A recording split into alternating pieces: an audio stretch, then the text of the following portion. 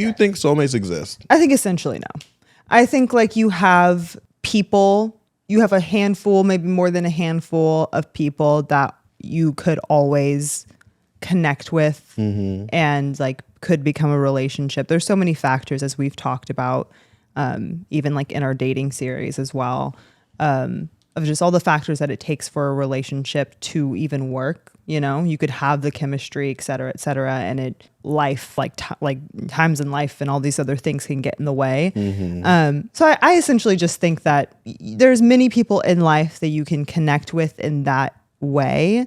And so you just choose the person in the moment when you want to do that with, you know? And convince yourself that is the person that you're meant to be with? No, it's not. At least I don't see it as like convincing myself that that's the person that I'm meant to be with. It's the person that I'm choosing to be with. It's like, sure, I could leave this relationship and know that like if I want to find love again, that I can find love. And like, it's not like it's this person end all be all or nothing. But that I love this person so much and I'm so excited about the life that we have built with one another, that we're going to build with one another, that we are existing in currently. And I'm completely happy in that. And I choose that, right? Like we've talked about this before, choosing love. Yeah. So I just think it's all like a choice, essentially. Always a choice. Because at the end of the day, if you're constantly chasing this idea of like the perfect one, like no one's going to end up being that, you know? And so then you're just hopping around trying to like find the one. And I think half the time, like when people have that mindset, they're setting themselves up with all these expectations and then not being met with that because humans are hugely imperfect. Right. Tell me about it. You know, and the idea of a soulmate is so perfect, too perfect. Yeah. And I don't think most people can meet up to those expectations. But that is so bizarre to me because person meant for you doesn't necessarily imply perfection. Totally. It just is a person meant for you. Yeah. So I think though people take that as perfection. Of course, I mean, yeah, 100%. This relationship will be perfect because it's meant for me and I deserve for you, but perfection. it's also meant for them. Yeah. You know, we forget that there's another person on the other side of that. No, it's me. Just the person for me. Right. What do you mean? Right.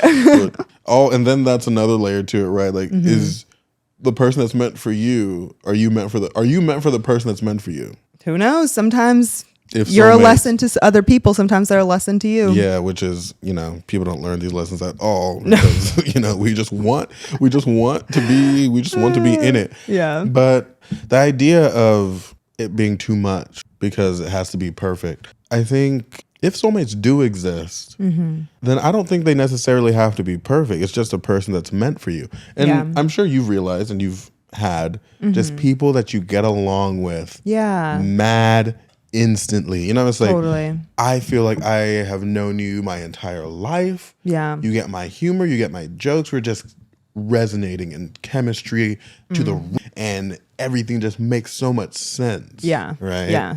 That to me is the start of what I would consider a soulmate. Because you don't have that with everything. Or you don't have that with everyone. Totally. There's 100%. a lot of people, most people, I have to really Really put in, and put in the conform effort to and all socialize that with stuff. them. Right. It's like, ooh, I have to learn your humor. Like, Yeah. ooh, if I gotta understand, like, oh, you're a little too sensitive in that area. Let me not. But, and maybe this is, I'm thinking about like my best friend, Narnu. Yeah.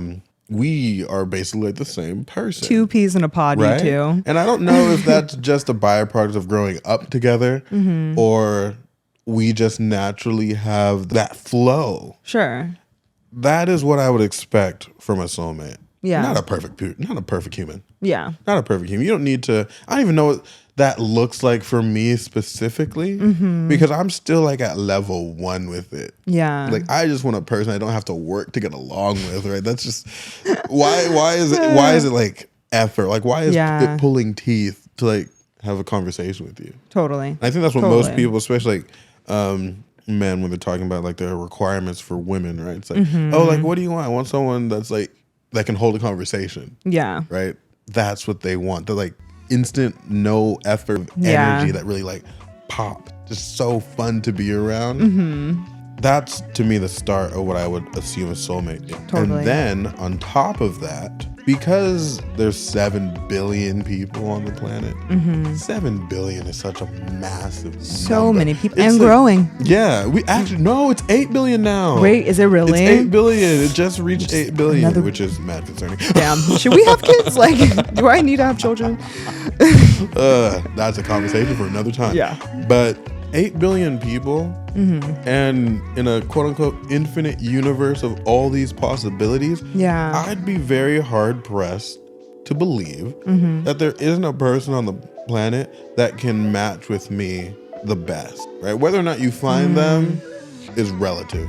It is what it is. Sure. I think the problem with soulmates that people find themselves in is that they're looking for that match, and then they're projecting that and trying to change people into that, which is why they get so much resistance. Like, oh, I guess we weren't meant to be type stuff. Versus just allowing the experience of a person to either work or not work. Yeah. Right. Yeah.